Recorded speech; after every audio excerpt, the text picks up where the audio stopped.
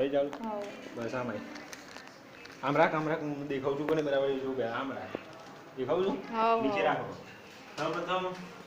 પેપરના આ રીતે કાઢી લેવાનો છે ખાલી પેપરનો ફોટો આવે છે તારો નહીં હા વાંધો નહીં પેપરને કાઢ્યા પછી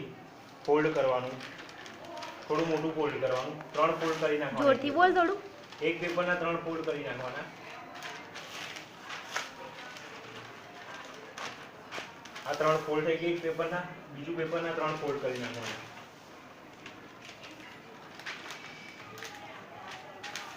વ્યવસ્થિત ફોલ્ડ કરવાના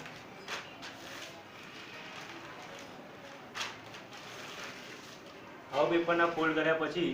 એલ શેપમાં બનાવવાનો અને સબનમ બેગની અંદર આ રીતે આમ લઈ આમ મૂકી દેવાના સબનમ બેગની અંદર એટલે તમારા કામમાં આવે સબનમ બેગ જેવી ઉતારી ત્યાં મૂકી દેવાની અને પેપરના એક પેપર આમ મૂકવાનું અને બીજું પેપર નીચે મૂકવાનું એલ આકાર થયો હે ને એટલે એલ આકાર કરવાનો ભાઈ આમાં એલ આકાર કરી ભાઈ આ ધારો કે આપણે બેગ લીધી બેગ લઈને આવવાનું આમ બેસવાનું ઊભા પછી બેગ મૂકવાની બેગ હંમેશા એનું ઓપનિંગ આ સાઈડ આવવું જોઈએ સીધું આવવું જોઈએ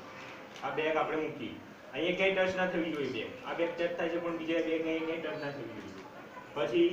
આર્ટિકલ કાઢવાના આર્ટિકલ કાઢી ધારો કે સીધો સ્ટોપ છે તેને અહીંયા મૂકવાનું ચીટર બોર્ડ છે તો તેને અહીંયા મૂકવાનું એ રીતે અહીંયા મૂકવાનું આ સાઈડ મૂકવાનું આ સાઈડ મૂકવાનું આ રીતે બેગ ટેકનિક થઈ બરાબર પછી સબનમ બેગ હોય તો સબનમ બેગમાં આજુબાજુ કંઈ ખીલ્લી બિલ્લી હોય ત્યાં મૂકી દેવાનું આ એલ શેપ થયો પછી એને રિમૂવ કરવાનું હોય ત્યારે બધું લઈને સબનમ બેગમાં નાખવાનું અને સબનમ બેગ ભરાવાની પછી એને રિમૂવ કરી લેવાનું એલ શેપ પર એક વાર તમને બતાવી દઉં છું આ રીતે કાગળ બનાવ્યા એટલે પહેલા એક આમ આડી લાઈનમાં મૂકવાનું અને એક આડી લાઈન લઈને પછી આ કાગળને થોડું ઊંચું કરીને આના મૂકી દેવાનું આ કાગળ થોડું આવું ઊંચું રાખવાનું એટલે બેગ અંદર આવી જાય બરાબર સમજી ગયો જેસન ચલો સેવ કરી દો